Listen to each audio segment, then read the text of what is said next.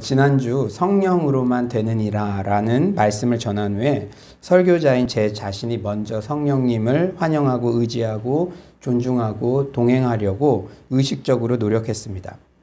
그런데 참 놀라운 것은 의도한 바도 아닌데 주일 예배 직후 이어진 새가족 심화 과정에서도 마침 성령의 열매라는 진도가 나가게 되어서요.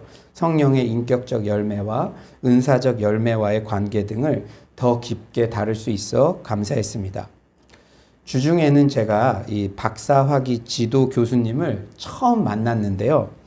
이분은 이제 사회과학, 이 제도론의 권위자시거든요. 그래서 저는 신앙적인 고민을 하고 그런 주제들을 어떻게든 우리 교회 목회와 또 개척교회 목회와 또 북한 통일이 돼서 통일 이후에 서울 같은 이 평양, 우리가 오늘은 서울로 내일은 평양로니까 그런 것들을 저는 늘 공부하면서도 이렇게 함께 고민하고 있는데 이 사회과학 분야의 이 교수님이 그걸 어떻게 생각할까? 그런데 처음 만나니까 성령님 의지하는 마음으로 제가 그분에게 서울로 평양로 세계로 교회로의 비전을 말씀드리고 이 통일 이후 평양로 교회 개척을 섬길 수 있는 방안 등을 나누자. 참 신기한 일이 일어났어요. 너무나 놀랍게도 그 교수님은 사회과학 영역의 제도론 교수님이신데 마침 제가 나눈 부분이 교수님 자신도 현재 연구 주제로 의뢰받은 영역이라고 너무 잘 되었다고. 그러니까 이제 북한의 교회 개척하는 이론적인 함의들은 많이 이루어지고 있는데 그걸 실제 어떻게 적용과 나아갈 것인가. 그게 이제 본인이 이제 제도론 교수니까 그런 부분들을 기독교계에서 요청을 했는데 마침 그런 부분과 일치한다고 저한테 구체적인 자료나 방법 등을 공유해 주시면서 기뻐해 주셨습니다. 참 너무 감사했어요. 저는 이렇게 성령님 의지하는 마음으로 어떤 이야기를 할까요? 그렇게 물으면서 얘기했을 뿐인데 제가 지난 한 주 점점 더 성령님과 교제하며 의식하며 의지하고 살아가려 할수록 어떤 결과도 결과지만 성령님 의지하는 과정 자체를 하나님께서 기뻐하신다는 확신이 듭니다. 여러분들도 한 주 동안 특별히 더 성령님 환영하고 의지하고 존중하고 동행하려 애쓰신 줄 믿습니다. 우리 지난주에 우리가 이런 약속하고 헤어졌잖아요. 일주일 동안 성령님 더 의지해서 그 열매를 가득 안고 이번 주에 예배에 나오자. 이미 여러분들이 그런 열매들이 가득한 줄 믿습니다. 이렇게 성령님과 동행하려 애썼던 지난 한 주 오늘 본문을 묵상하며 특히 눈에 띄는 단어들이 있었습니다. 11절의 능력, 20절의 힘, 그리고 세력. 지난주 우리는 성령님의 본질에 대한 말씀을 들었죠. 오늘 본문은 바울의 에베소 사역의 실제 모습들을 소개하고 있어요. 한마디로 능력 사역입니다. 어떤 사역이라고요? 능력 사역. 그러니까 성경이 이렇게 진행되니까 허투루 그게 진행되는 게 하나도 없어요. 지난주에 성령의 본질, 성령의 역사 딱 다뤘잖아요. 근데 이제 에베소에서의 사역은 성령 사역, 능력 사역이 더 특화돼서 나타나고 있다는 것을 오늘 이제 보여주는 거예요. 바울이 에베소 및 이후에 이제 편지들을 쓰잖아요. 근데 에베소 및 인근 지역에 쓴 서신서들을 보면 바울이 에베소 사역을 할 때 성령 사역, 능력 사역에 매우 주의를 집중하고 있었음을 유추할 수 있습니다. 이 에베소서 1장 19절, 3장 16절, 20절, 6장 10절 계속 반복해서 능력을 강조하고 있어요. 여러분들도 능력이라는 단어에 집중해서 우리 다 같이 한번 읽어봅시다. 시작. 그의 힘의 위력으로 역사하심을 따라 믿는 우리에게 베푸신 능력의 지극히 크심이 어떠한 것을 너희로 알게 하시기를 구하노라. 그의 영광의 풍성함을 따라 그의 성령으로 말미암아 너희 속사람을 능력으로 강건하게 하시오며 우리 가운데서 역사하시는 능력대로 우리가 구하거나 생각하는 모든 것에 더 넘치도록 능히 하실 이에게 끝으로 너희가 주 안에서와 그 힘의 능력으로 강건하여지고. 에베소서는 이후에 에베소에 있는 교인들을 향해서 쓴 서신서죠. 그런데요, 참 재밌는 거는 골로새 지역은 에베소 인근 지역에 있거든요. 그런데 이 에베소 인근 지역에 위치한 골로새 지역에 쓴 편지에서도 바울은 역시 능력을 강조합니다. 우리 골로새서 1장 11절 한번 다 같이 큰 목소리로 한번 온라인으로 들으시는 분들도 읽어봅시다. 시작. 그의 영광의 힘을 따라 모든 능력으로 능하게 하시며 기쁨으로 모든 견딤과 오래 참음에 이르게 하시고. 저는 바울의 입장이 충분히 이해가 돼요. 저 또한 중국 선교 사역 시 성령의 능력이 특별히 더 활발히 일어났던 지역들을 알고 있습니다. 그 지역에 있는 중국 동역자들에게 요새도 이제 이메일 보내고 격려도 하고 그러는데요. 그럴 때 이미 받은 은사들을 교회의 덕을 위해 활발히 사용하라든지 그 지역 현장에서 실제 경험했던 것을 기초로 권고하곤 합니다. 제가 여러분 사업장이나 가정에 신방을 갈 때도요, 그 말씀이 그냥 전하는 것이 아니죠. 이렇듯 바울이 에베소 사역을 할 때 어느 때보다 성령의 능력 사역에 집중했고 그 결과 큰 역사도 나타났습니다. 우리 11절 한번 보실까요? 11절. 하나님이 바울의 손으로 놀라운 능력을 행하게 하시니. 이 놀라운, 그냥 능력도 아니라 놀라운, 이 놀라운 능력이라는 것은 지금까지 디모데와 다른 제자들이 보았던 것과는 달랐던 비범한 능력이라는 뜻이에요. 바울 선생님이 전도, 선교, 그 지역마다 하나님의 일이 나타났지만, 이건 좀 달랐어. 예전에 못 보던 그런 일들이 일어났어. 실제 오늘 본문에 소개한 바울의 손수건이나 앞치마를 덮기만 해도 치유가 일어났던 그런 일 등은 여러분 한번 찾아보세요. 사도행전. 오늘 본문 외에 다른 어떤 바울의 사역에도 언급되어 있지 않습니다. 여기가 유일해요. 이렇게 바울이 에베소 사역에 있어 성령의 능력에 더 깊이 천착했던 이유는 에베소 지역의 특성과도 무관하지 않아요. 에베소는 소아시아 지역의 중심지로서 가장 번창했고 인구가 많은 곳이었습니다. 원로원, 시의회를 갖춘 정치 도시였고요. 상업의 중심지였습니다. 잘 살았어요. 그래서 화장실도 대리석으로 막 돼 있었습니다. 그러다 보니 24,000명 수용할 수 있는 극장부터 시작해서 모든 시설을 다 갖춘 로마 문화의 주요 도시로 발전한 것은 당연합니다. 그런데 여러분 아이러니하게도 저 중국에서도 많이 경험했는데요. 이 베이징이나 상해 같은 이 번영한 도시일수록 복음 전하기 힘들더라고요. 마찬가지였어요.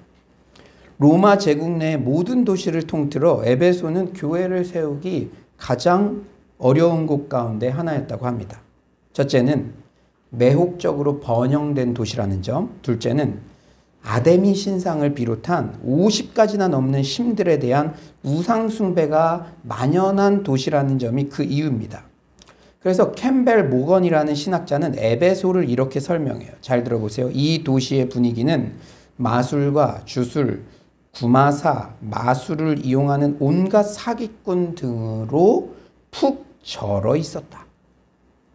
그러니까 악의 세력이 에베소와 아시아 지역을 어찌나 꽉 틀어지고 있었던지 주님께서 더 큰 신적 능력을 더 특단으로 구사하여 그 장악력을 깨트리셔야 했습니다.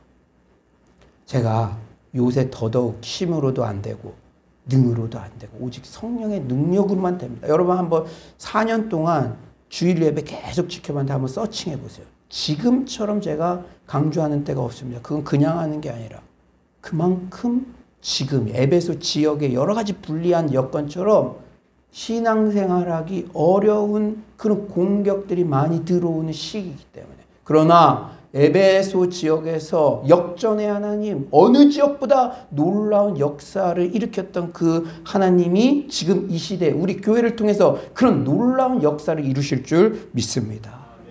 사랑하는 여러분, 그런데 바울은 이런 사역에 불리한 요소가 가득한 에베소 지역에서 3년 이상을 머물면서 성령님의 능력을 더욱 크게 의존하였고 오히려 이전에 경험하지 못했던 더 놀랍고 비범한 성령의 역사를 경험했습니다. 약할 때 강함이라는 고린도후서 12장 9절 10절 말씀이 그대로 성취된 현장이었어요. 여러분 우리 믿음으로 한번 다 같이 한번 읽어봅시다. 시작. 나에게 이르시기를 내 은혜가 너에게 족하도다. 이는 내 능력이 약한 데서 온전하여 짐이라 하신지라. 그러므로 도리어 크게 기뻐함으로 나의 여러 약한 것들에 대하여 자랑하리니 이는 그리스도의 능력이 내게 머물게 하려 함이라. 그러므로 내가 그리스도를 위하여 약한 것들과 능욕과 궁핍과 박해와 곤고를 기뻐하느니 이는 내가 약한 그때의 강함이라. 할렐루야. 이런 말씀은 이 코로나 시기 때도 꼭 붙잡아야 될 말씀이에요. 그런데 우리는 성령님의 능력 자체가 바람 같잖아요. 루하흐. 어디로부터 와서 어디로 갔는지 잘 의식하지 못할 때가 많아요. 하지만 지금도 이렇게 바람이 이렇게 나오고 있는데요. 바람이 지나가고 나면 반드시 시원해지든지 낙엽이 흩날리든지 변화가 있습니다.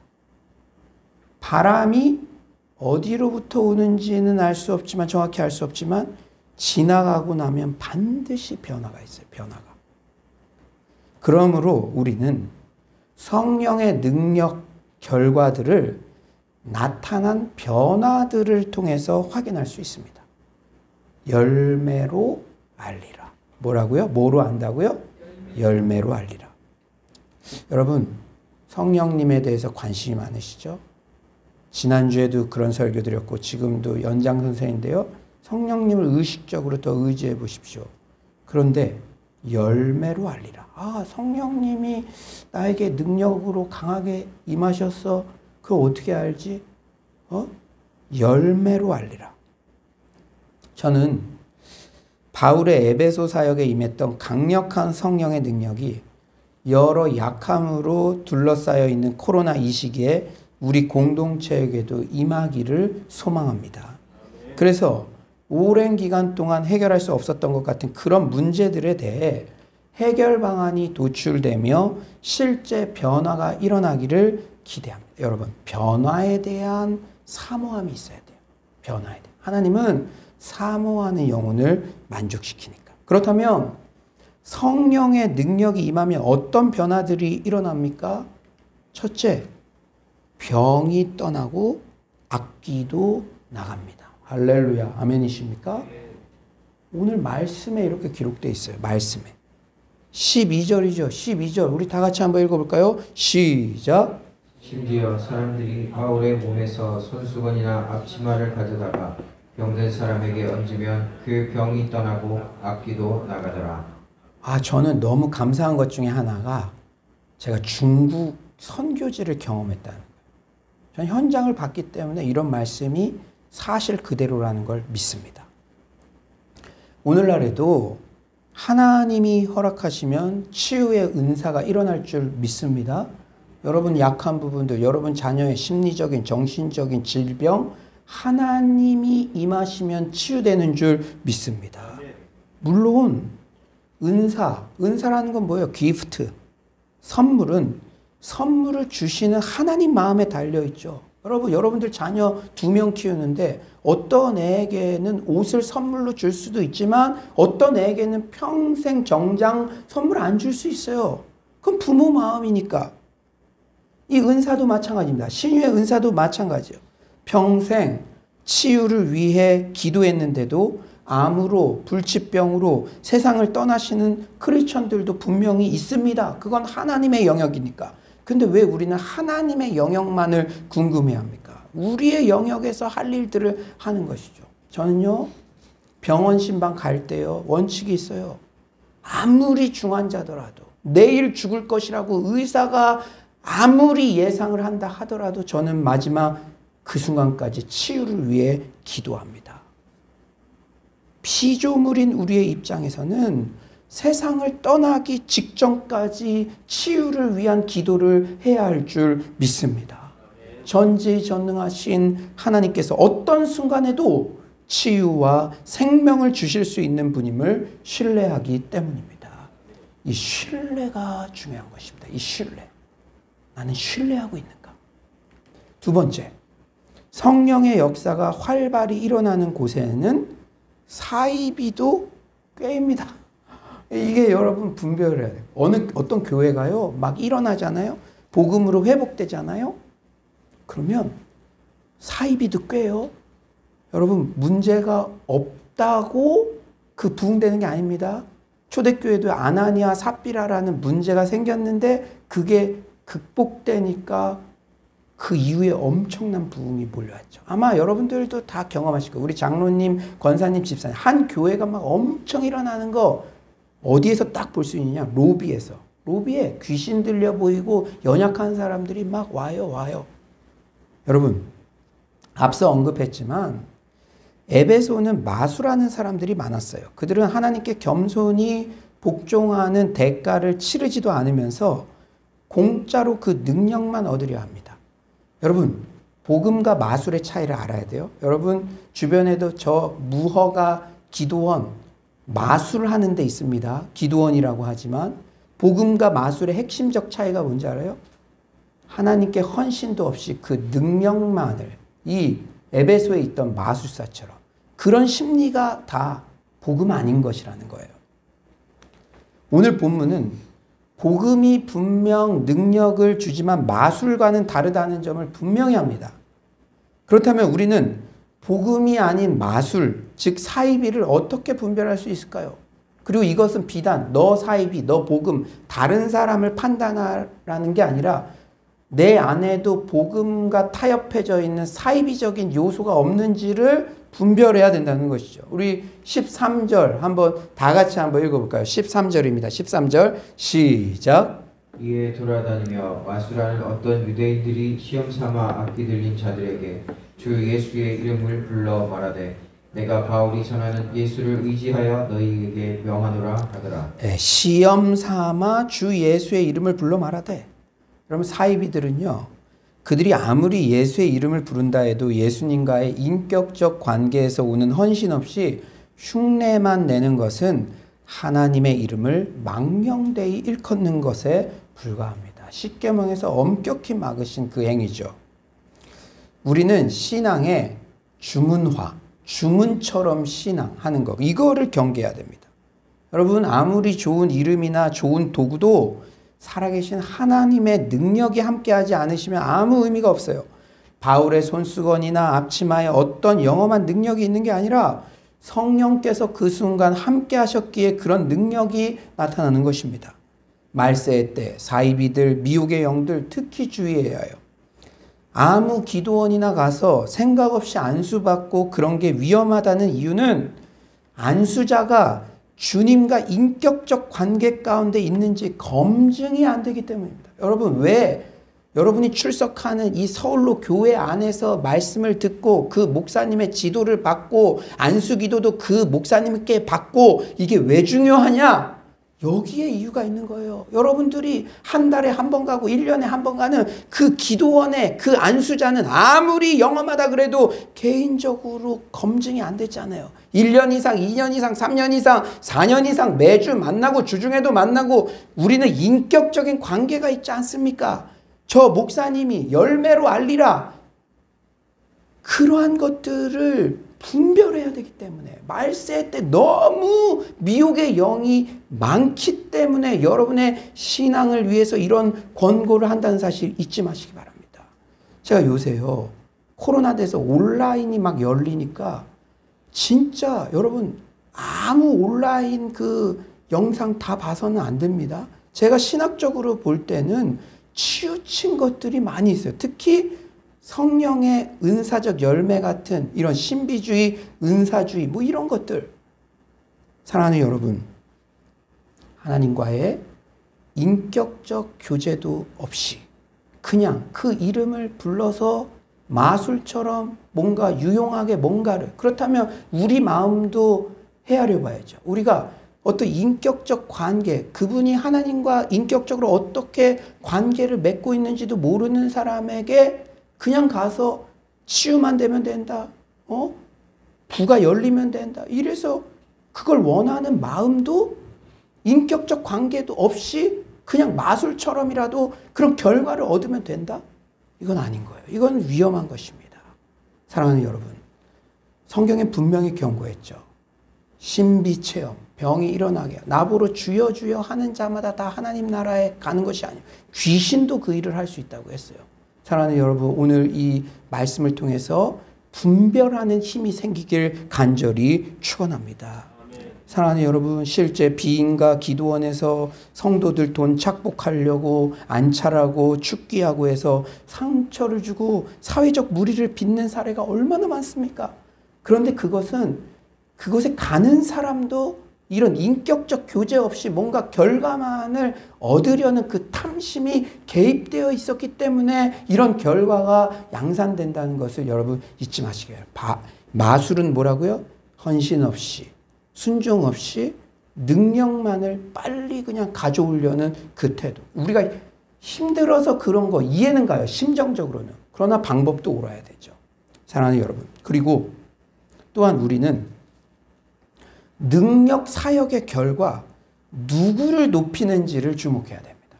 여러분들 대단한 사람들이 있을 수 있죠. 그러나 영상이나 그 분위기를 보면 알 수 있어요. 이단 사이비 집회에서도 병이 낫고 몸이 붕 뜨는 등 종종 신비 현상이 일어나기도 하죠.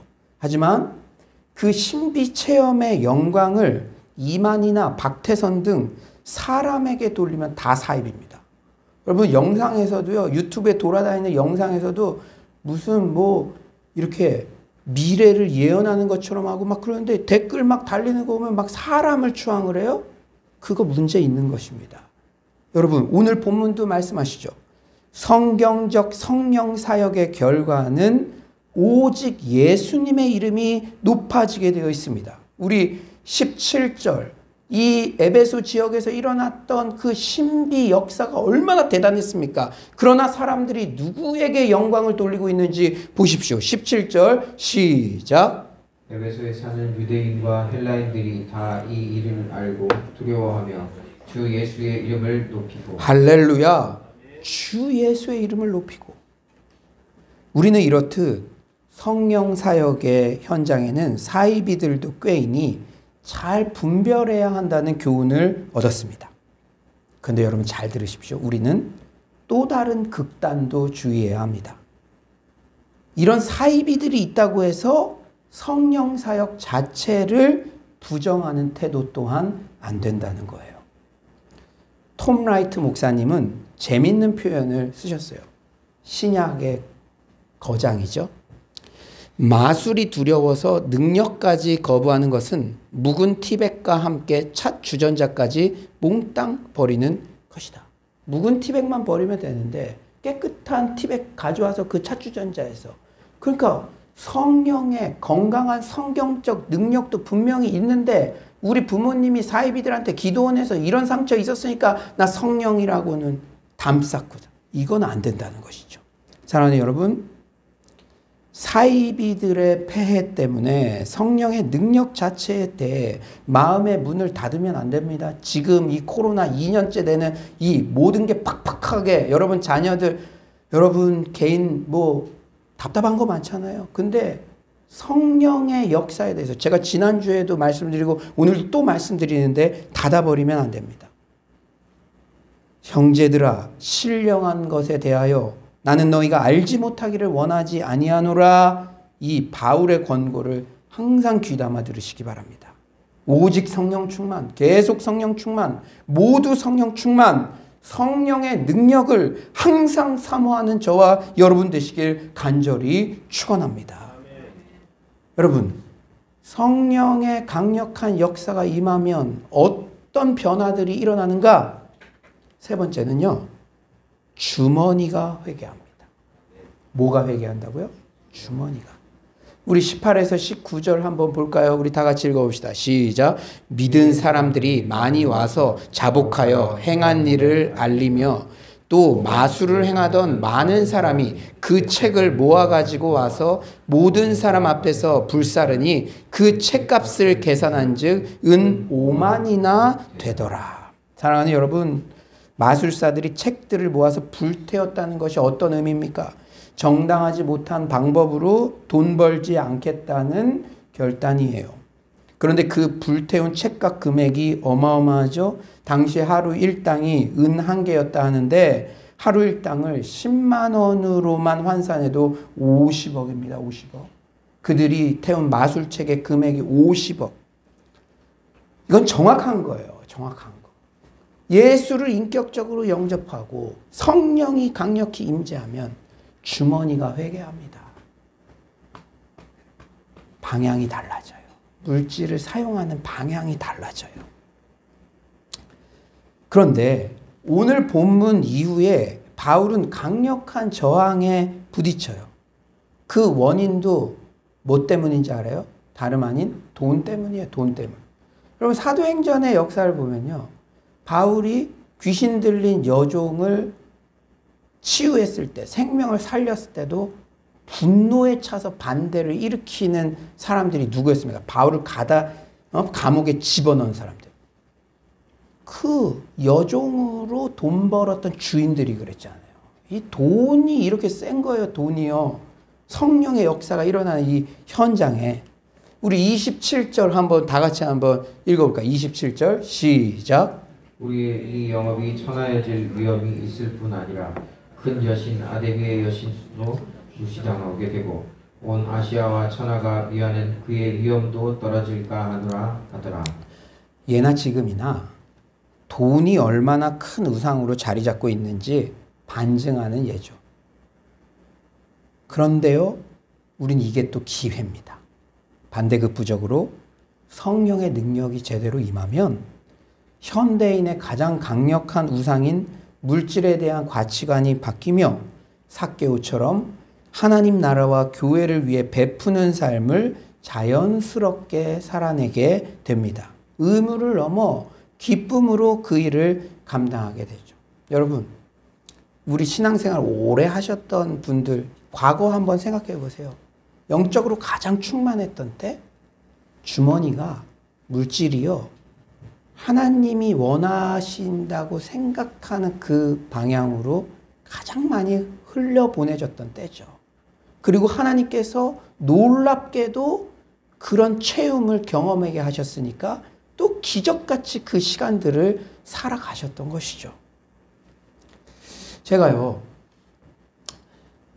간증이 한 가지 있는데, 어제 이제 이 설교 마무리를 하고, 주머니가 회개한다는 거. 이거 참 우리 실제 생활 속에 우리 이웃, 나와 비슷한 사람이 이런 은혜 받은 경험, 이거 한번 나눴으면 좋겠다. 근데 제가 이제 주일날 오전에 일찍 일어나서 일부 예배가 없으니까 그 월요일 새벽 예배 준비를 하거든요. 왜냐하면 이제 오늘도 5시까지 멘토링 제가 양육이 있으니까 좋은 컨디션에서 그래도 새벽 설교 준비하려고. 그래서 이제 어제 설교를 마쳤는데 이런 이야기들이 하나 있었으면 좋겠다 그러는데 참 하나님 은혜인 것 같아요. 모든 게 은혜인 것 같아요. 내일자 여러분들도 생명의 삶 거기에 이렇게 좋은 예화들이 있는데 거기에 이런 내용이 실려 있더라고요. 최하진 선교사님의 그 연변이나 이런 쪽에 그 교육 카이스트 잘 나가던 그걸 다 버리고 이제 가서 엄청난 하나님의 은혜로 교육 사역을 했던 최하진 선교사님의 아내 선교사님의 간증인데 이분 또한 강남에서 잘 나가는 미술 원장이었대요. 그래서 압구정동에 H모 백화점 있잖아요. 거기에 명품 매장의 VVIP 회원이었답니다. 그분의 이 글이에요. 최수연 선교사님의 하나님 손안에 있는 2가지라는 아티클입니다. 잘 들어보세요.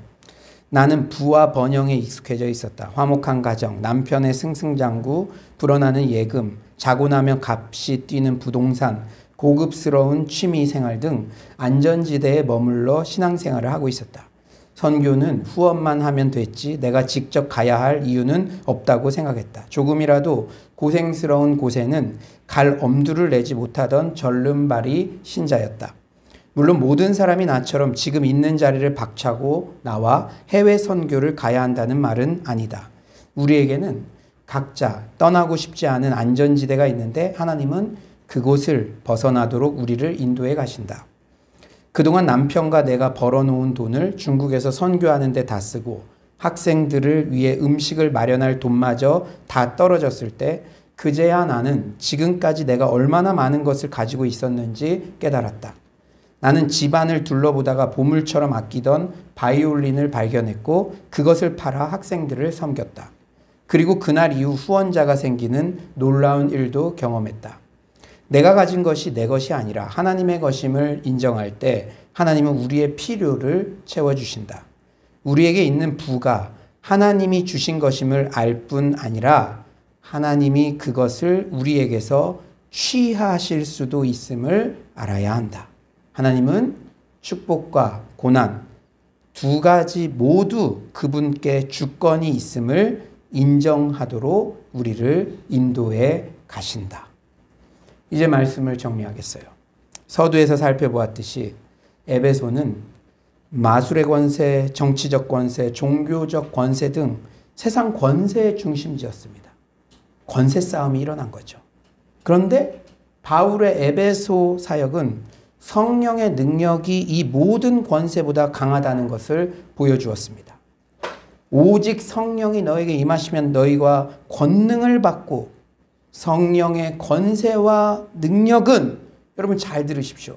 나의 약함을 통해 일하십니다.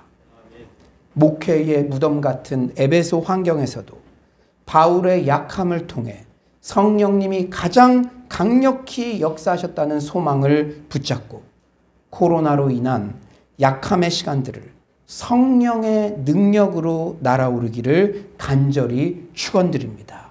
치유가 일어나고 악한 영이 떠나가는 역사, 돈이 메었던 자가 주머니가 회심하여 축복을 담을 거룩한 그릇이 준비되는 역사, 그리하여 교회와 하나님 나라를 위해 물질을 나누고도 부족함이 없는 그런 역사가 성도님들 개인과 가정과 직장과 서울로 교회 가운데 넘쳐나기를 간절히 축원합니다.